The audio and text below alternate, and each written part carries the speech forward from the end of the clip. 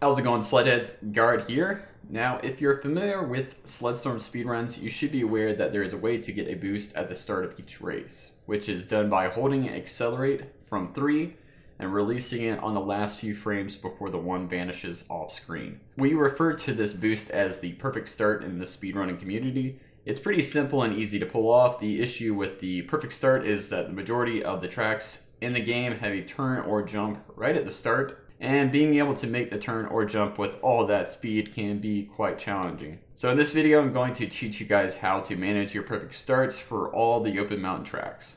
For each track, I will show what it looks like in real time and then slow it down to 50% and break it down into sections. And then maybe a few examples of what not to do thrown in at the end.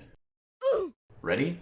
Alright, first track is Pine Valley. Again, hold X when the countdown starts, then let go when the bottom of the 1 passes your character's shoulders. The most speed you can get from the perfect start is 103 miles per hour. If you're not getting that, then try releasing X a few frames later. Now let's break it down. The key here at Pine Valley is to hold left right off the start. Once you make contact with the first jump, you can release. Once airborne, hold to the right as needed to land in this area. This is what Pine Valley starts usually look like for me. This is much safer than going for a 103 perfect start. Now if you don't hold left at the start, this is what happens. On to Kodiak Canyon, where things get a little tricky. Not the prettiest start of a race, but it's still faster than the traditional method. So right out the gate, we need to go to the right. At this point, we can start making the turn, and then grind our way around the embankment. Another method is to left lean and hold forward to use the sidewall to 180 your way around the turn. I don't recommend this method for beginners though, for it often will launch you into the air after making the turn, which loses a lot of time. And even if you do manage to get it perfectly, it only saves a few frames. And the easiest mistake with this method is forgetting to hold forward. And with the first method, not going to the right first is just as bad. On to Hardpack, which has one of the sketchiest starts of any track when going for the perfect start. So right off the start, no turning is needed, but once your sled makes contact with the ground, hold right briefly. Once airborne, adjust to the left as needed to land in this area so that you can make the drop down into the shortcut. Again, in full speed, this one can take a while to get down, but it's definitely one of the most satisfying to land.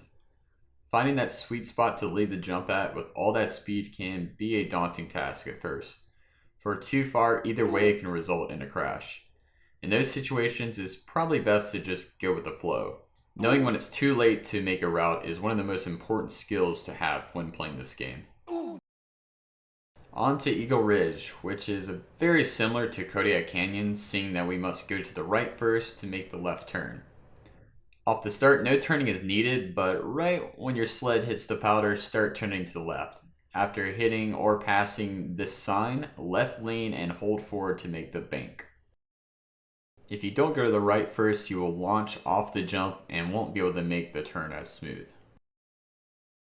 Okay, on to Glacial Grind, which has my favorite start of any track. Similar to the alternate method at Kodiak. So right lean, hold forward, then release X for the perfect start. Once your sled is pointed away from the left sidewall, you can let go and adjust to the left as needed. Forgetting to hold forward will result in smashing into the sidewall at a ridiculous speed, so don't forget. You gotta hold forward. On to Goat's Bluff, which is one of the few tracks that actually allows you to see the true power of the perfect start. The only thing you need to be aware of is staying clear of the left sidewall when you make the first turn. The knockback from hitting the sidewall can be unreal at times, so stay to the right and you're good. On to Perilous Pass, probably the worst start of any track. Not sure why the devs decided to place the starting line literally right before an incline, but okay. Right out the gate, you want to hold to the left, and once you are airborne, you can then tap left or right as needed to land on the track. Pretty straightforward. Without holding left at the start will launch you into the right sidewall. Not what you want to do. In the last track of the open mountain, we have Lost Peak. Fairly simple start here. The key thing is to hold left right out of the gate until you straighten up onto the track. If you don't hold left, well, was a real crippler.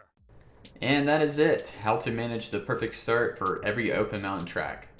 I might do a video on how to do the super snowcross tracks at some point, but seeing that the open mountain tracks are more liked than the SSX tracks, I'll save them for a rainy day. But yeah, hope this helps you guys with managing your perfect starts. And if you're still having trouble, leave a comment below, or you can join the Sledstorm Discord in the description and ask there. Good luck, and see you guys on the slopes. Peace.